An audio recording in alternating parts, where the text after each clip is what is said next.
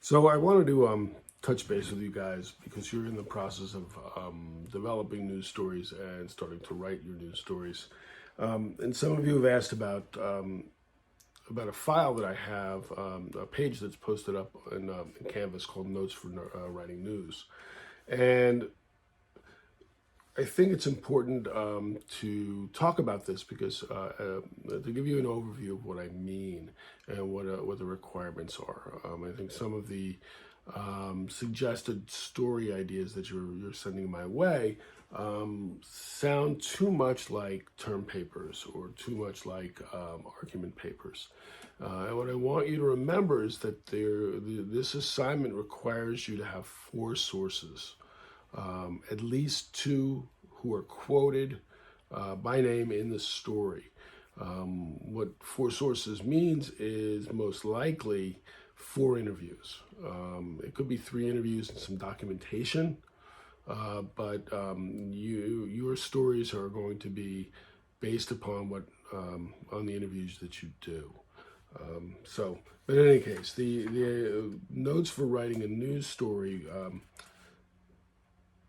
is a place that you can go that will remind you of the basics. Okay, you're going to start off with whatever you do. You're going to start off with the five W's.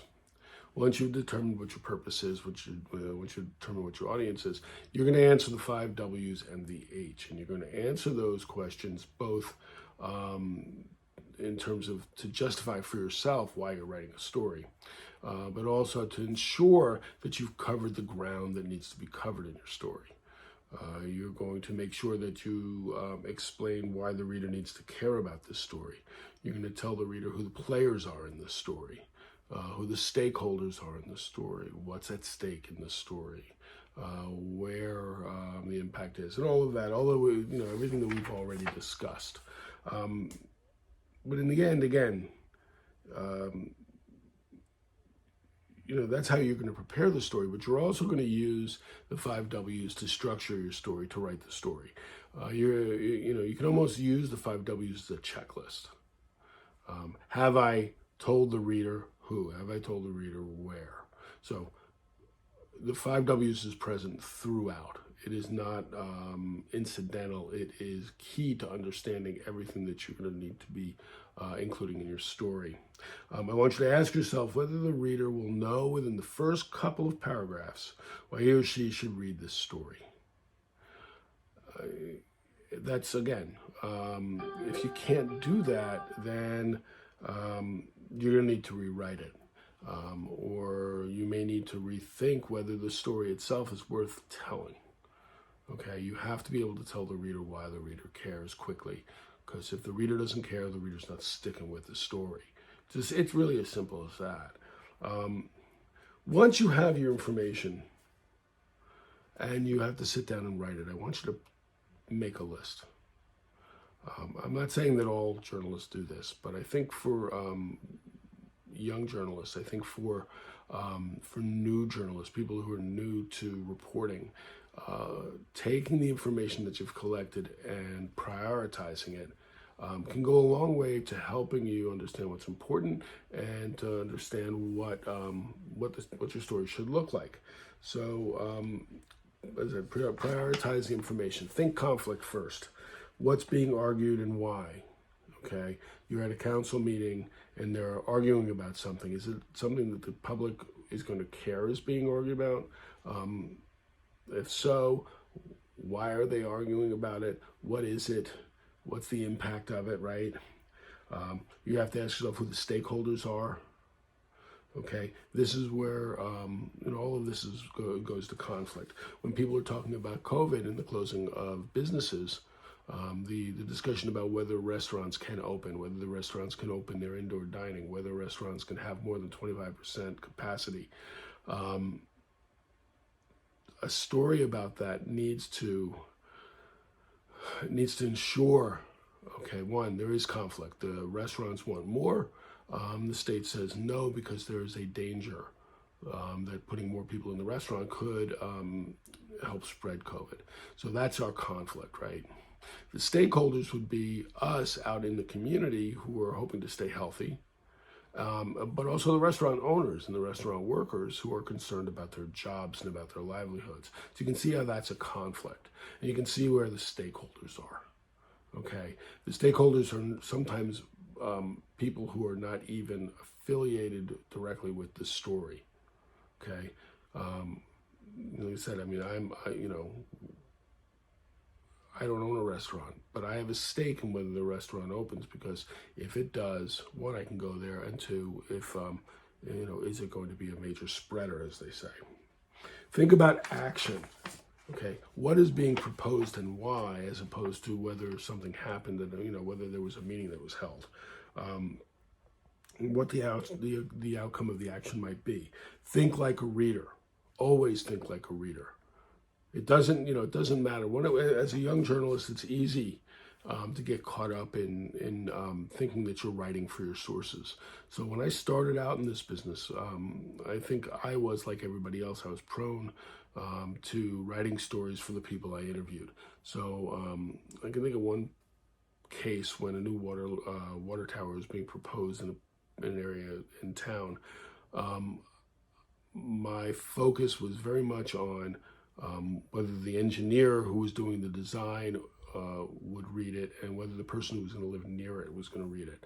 And I think that those stories, I think if I were to go back and look at those stories, they would not be as useful to my readers, which would have been the rest of the community, as they should be. So think like the reader, don't think like the source. Prioritize the information in order of importance. Ask yourself, if all of the information you have, is that necessary? Are there pieces of the information that you do not need? They held the meeting in the municipal building, blah, blah, blah, right? Who cares? Nobody cares where the meeting was held. They care what happened. So is all of the information that's being presented necessary? Are there things that you can leave out? What is absolutely necessary to be included? Once you've ranked everything in the order of importance, then you ask yourself, what kind of background do you need? What's the history of the issue that you're writing about? Is that history necessary? How much of the history is necessary for the reader's understanding of of how things are happening today and why it matters? And make sure that you've included all legitimate points of view. Legitimate points of view. I think using the vaccine debate, for instance, we don't need to balance a vaccine story by talking to somebody who claims that vaccines cause autism. The science isn't there. That is a debunked theory. By including a debunked theory, you give the theory legitimacy. So you have to be careful. So when I say all legitimate opinions, when I say all legitimate points of view, I mean just what I say. When do you include a climate denier in a climate change story? And so on. These are not easy questions to answer. It's not like there's a handbook that will tell you what's legitimate and what's not. You're going to need to use your own judgment. And that's really in each case. That's all we can do. But once you've done all of this, you've ranked all your facts, all the information that you have. You've identified what's missing. You've sought out the context. Then you're going to write. You're going to make a decision at this point. Am I writing with an inverted pyramid? Am I writing with an anecdotal lead? Am I writing this as a feature? Am I writing this as a hard news story? Those are decisions that you'll make. But once you have your information, once you've done the reporting, then you write. You don't really start writing until you've done the bulk of the reporting. Because the reporting in the end is what's most important. Good reporting will lead to good stories. no amount of fancy writing will get you around the fact that you haven't done what you were supposed to do on the reporting end. So that's that. Again, as always, questions, you let me know. If you, as you move through the process of pulling this news story together, keep me in the loop. Let me know if you have questions, and I will try to answer them best I can. As always, see ya.